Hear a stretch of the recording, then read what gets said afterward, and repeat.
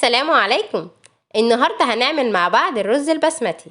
هنعمله بطعم خطير وريحة تجنن، أحلى من بتاع المطاعم بمليون مرة. وهقولك على طريقة التسوية المظبوطة، يعني ازاي تعملي رز بسمتي مفلفل مش معجن أبدا. وكمان هقولك على سر اللون الخطير ده. وقبل ما نبدأ الوصفة ياريت ما تنسوش اللايك، وكمان لو انتم جداد على القناة انزل حالا تحت الفيديو واضغط على زر اشتراك او سبسكرايب وفعل زر الجرس عشان يوصلك كل جديد. يلا بينا نشوف الطريقة والمقادير. انا هستخدم كيلو من الرز البسمتي. الرز البسمتي الذهبي اللي بتكون حبته لونها اصفر وبتكون تخينة وطويلة شوية. والرز البسمتي اصلا نوعين، النوع الاول بيكون حبته رفيعة ولونها ابيض، ده رز بسمتي عادي. انما النوع التاني بتكون حبته لونها اصفر وبتكون طويلة وتخينة شوية. فانا هستخدم النهاردة كيلو من الرز البسمتي الذهبي. اول خطوة هعملها ان انا هغسل الرز، هغسله بمية عادية من الحنفية مش بمية سخنة ابدا. وده شكل الرز بعد ما غسلته خلاص. حبيت اوريك ان حباية الرز جامدة جدا، يعني مش بتتقطم بضفري، لا الحباية جامدة جدا. في الوقت ده هسيبه منقوع في المية دي حوالي نص ساعة، وهوريكي شكله بعد ما اتنقع. وده شكل الرز بعد ما خلاص اتنقع نص ساعة. حبيت اوريكي ان ازاي الرزاية بتتقطم بسهولة جدا. ودلوقتي الرز البسمتي خلاص بقى جاهز معانا. يلا بينا نشوف بقية المقادير اللي هنستخدمها. هنستخدم بصلاية كبيرة متقطعة مكعبات، وكمان هنستخدم البهارات الجافة اللي هو ورق اللورة وعود من القرفة الخشب وواحدة من نجمة اليانسون وثلاث أو 4 حبات من القرنفل و4 حبات من الحبهان وواحدة من اللومي.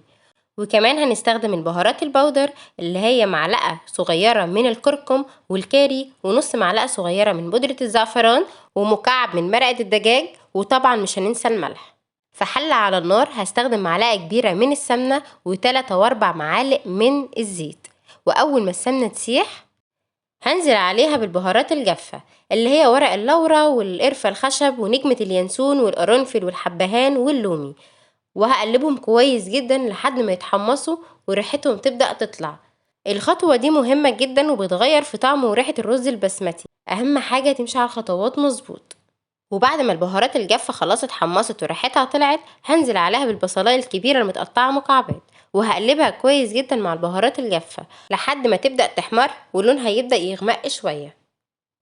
وبعد ما البصل احمرت بالشكل ده هنزل عليها بالبهارات اللي احنا قلنا عليها اللي هما الكاري والكركم وبودرة الزعفران ومكعب مرقة الدجاج، وهقلب البهارات دي كويس جدا مع البصل والبهارات الجافة لحد ما احس ان ريحتها طلعت. هنزل عليها بكل كمية الرز بتاعتنا وهقلب الرز مع البهارات كويس جدا. شوفوا الرز لونه حلو ازاي وريحته بجد تحفة. هشوح بقى الرز ده شوية كده مع البهارات وهضيف له الملح، وكمان ممكن في الخطوة دي تضيفي اي منكهات تانية انت حباها، زي مثلا ممكن تضيفي نص معلقة صغيرة من بهارات الفراخ برضو بتدي طعم جميل جدا، او حبة شطة صغيرين حسب الرغبة طبعا. كل الحاجات دي بتطعم الرز، حبيتي تضيفيها تمام، ما حبيتيش تضيفيها براحتك. ودلوقتي خلاص بعد ما شوحت الرز كويس وضفت له الملح هنزل عليه بالمية المغلية. هضيف على كل كوباية رز 1.25 كوباية من المية المغلية، مش اكتر من كده، لان انا كنت نقع الرز حوالي نص ساعة فالرزاية كانت بقت طرية شوية، يعني بعملة اكنها نص سوا، فانا مش هحتاج كمية مية كبيرة. يعني تقريبا كمية المية اللي انا حطيتها يدوب بس هتغطي الرز من فوق شوية صغيرين. وهسيب بقى الرز يتشرب على نار عالية، واول ما يتشرب بالشكل ده كده ههدي عليه النار واسيبه يستوي براحته خالص. وده شكل الرز بعد ما خلاص استوى، بجد شكله تحفة وريحته تجنن. وكمية المية اللي انا حطيتها مظبوطة جدا جدا، طلعت معايا الرز مش معجن ابدا، وكمان تحسيه مفلفل كده وحلو. الرز البسمتي من انواع الرز اللي ناس كتير جدا بتشيل همها، مع ان هي بسيطة وسهلة جدا. اهم حاجة تركزي على الطعم وتركزي على كمية المية اللي انت حطاها، ما تحاوليش بقدر الامكان انك تزودي المية زيادة عن اللزوم علشان ما يعجنش منك. وعشان كده انا هسيبلك المقادير بالتفصيل في صندوق الوصف عشان تجربي الرز وتقوليلي ايه رأيك فيه. شوفي لون الرز طلع حلو ازاي، بجد الكاري والكركم وبودرة الزعفران ميكس هايل جدا للون ده، بجد حلو قوي قوي وريحته خطيرة خطيرة. وبكده تكون وصفتنا النهاردة خلصت. أتمنى من كل قلب إنها تكون عجبتكم. يلا دوس لايك وشير، واستنى رأيكم في الكومنتات.